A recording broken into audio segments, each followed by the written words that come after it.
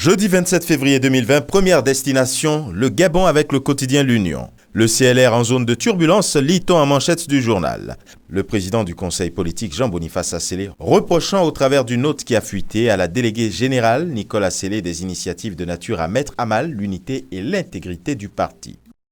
Au Togo, il est question avec liberté de la réélection de Faure Gnassingbé. Une réélection qui suscite des remous et qui amène les États-Unis à exprimer leurs doutes. Éric Stromaer désavoue la CENI et réclame les résultats bureau de vote par bureau de vote, lit-on.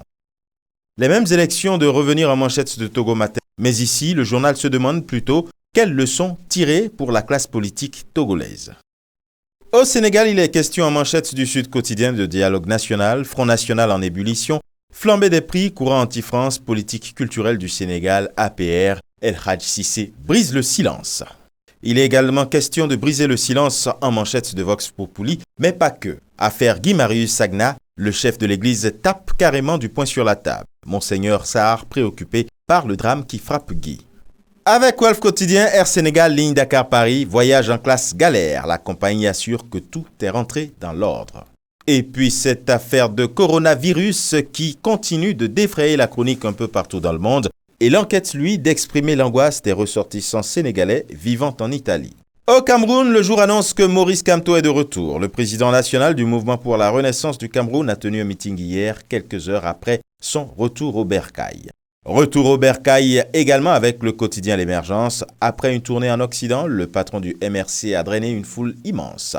Cameroun Tribune, lui, s'intéresse aux élections législatives partielles. Nouveau départ, lit-on. Une élection qui devra se tenir entre le 15 mars et le 4 avril 2020. Sur un tout autre registre, sa presse dit qu'en ce qui concerne le Cameroun et le Congo, la démarcation des frontières est lancée.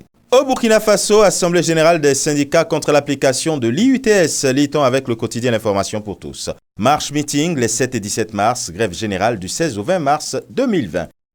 Et avec Sidoya, l'IUTS de revenir, mais cette fois-ci sur les primes et indemnités. Une grève générale, 3 points de suspension, le gouvernement ouvert au dialogue. Et Fraternité Matin d'offrir la synthèse du dernier Conseil des ministres. Établissement et renouvellement des cartes nationales d'identité, le gouvernement sort la grosse artillerie. Carte nationale d'identité également avec le Jour Plus. Les populations pourront se faire enrôler même dans les supermarchés, lit-on avec le quotidien Le Jour Plus. Et avec l'intelligent d'Abidjan, même actualité, pas nécessaire de s'aligner de 4h du matin jusqu'à 18h. Et enfin du côté du royaume chérifien avec le matin, ouverture à Rabat des travaux du 5e Forum mondial d'ONU Femmes pour des villes et des espaces publics sûrs. Et ce sera tout pour aujourd'hui. À demain.